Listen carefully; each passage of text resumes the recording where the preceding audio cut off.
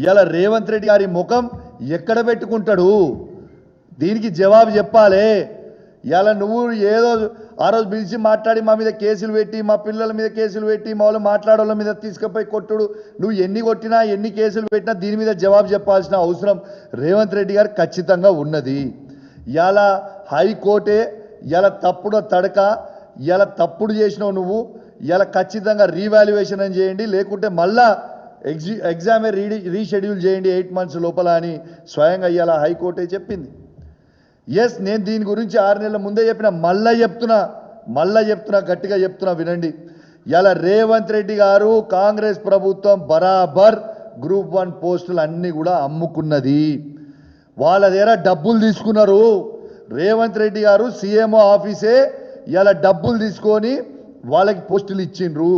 దీనికి ఇంకొక ఉదాహరణ కూడా చెప్తా మీకు, ఎందుకు ఇంత ఖచ్చితంగా చెప్తున్నా అనేది మళ్ళొక్కసారి గుర్తు చేస్తా.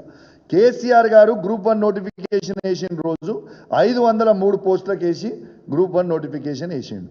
వేసిన తర్వాత అదే కంటిన్యూ చేస్తే బాగుండు, కానీ వీళ్ళు అతి కకృతి కదా.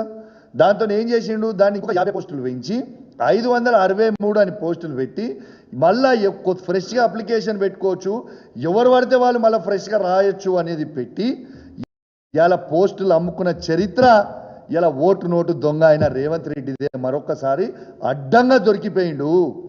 ఇలా 563 మంది పోస్టులు కూడా ఇలా రేవంత్ రెడ్డి గారు లక్షలాది రూపాయలకు అమ్ముకున్నాడు.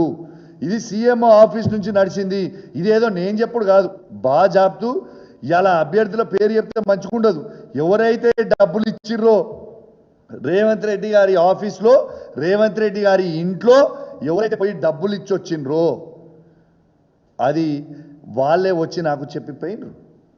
అన్నా నా దగ్గర డబ్బులు తీసుకుర్రు, ఇలా పొద్దున్న నుంచి అదే ఫోన్, ఇలా నా దగ్గర డబ్బులు తీసుకొని మా పోస్ట్ ఇచ్చిర్రు, మరి మా ఇవాళ రద్దు అయిపోయినాయి, మా పరిస్థితి ఎట్లా అన్నా అని అడిగారు. రేవంత్ రెడ్డి గారు ఓటు నోటు దొంగ.